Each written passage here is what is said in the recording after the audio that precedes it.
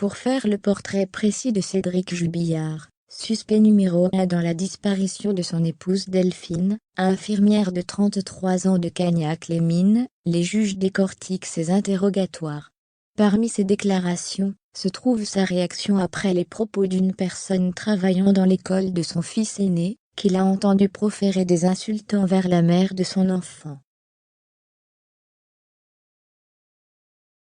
Dans l'affaire de la disparition de Delphine Jubillard, survenue au mois de décembre 2020, le couple qu'elle formait, avec son mari Cédric, pose de nombreuses questions.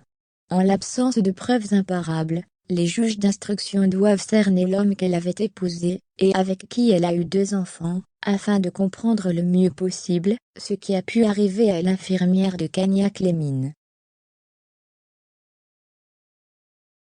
Une tâche compliquée qui repose sur les différents interrogatoires de ce peintre plaquiste, incarcéré pour homicide par conjoint depuis le mois de juin 2021.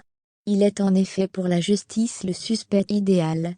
Qui est donc cet homme de 34 ans? Dans le journal du dimanche, des éléments dessinent son portrait, en l'attente d'expertise psychologie, psychiatrique, et d'autres vérifications, comme les analyses de traces de sang, dans la voiture d'un proche des Jubillard. Le dossier fait aussi apparaître des violences verbales, jamais physiques, de Cédric Jubillard sur sa femme.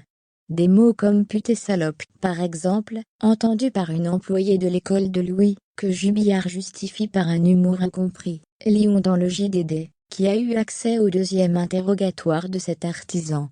S'il a pu être grossier auprès de celle qu'il a épousée, et qui voulait divorcer, elle avait un amant depuis l'été précédant sa disparition. Il a eu également un langage fleuri même auprès des magistrates, utilisant des propos misogynes sans état d'âme, ou traitant de dindes les amis de son épouse.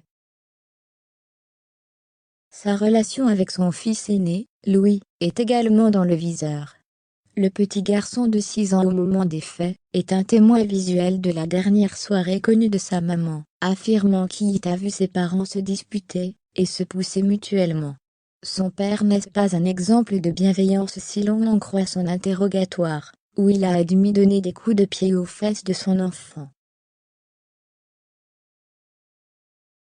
Peu impliqué dans l'éducation de sa progéniture, il est un consommateur régulier de cannabis, jusqu'à 10 joints par jour selon le JDD. Les juges d'instruction essaient de savoir si Cédric Jubillard, se sentant abandonné par sa femme, et qui n'acceptait pas le divorce, a pu commettre l'irréparable. Mari désespéré de voir la femme qui aime partir, ou manipulateur n'ayant pas peur de mentir à la justice. L'enquête se poursuit pour qu'enfin les proches de Delphine Jubillard née au Saguel puissent comprendre comment une trentenaire et maman aimante a pu se volatiliser.